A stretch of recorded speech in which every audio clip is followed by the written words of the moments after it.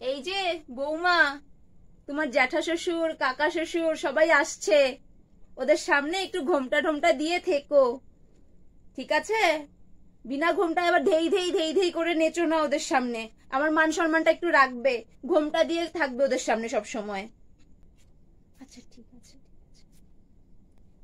মা মা, ঠিক আছে না?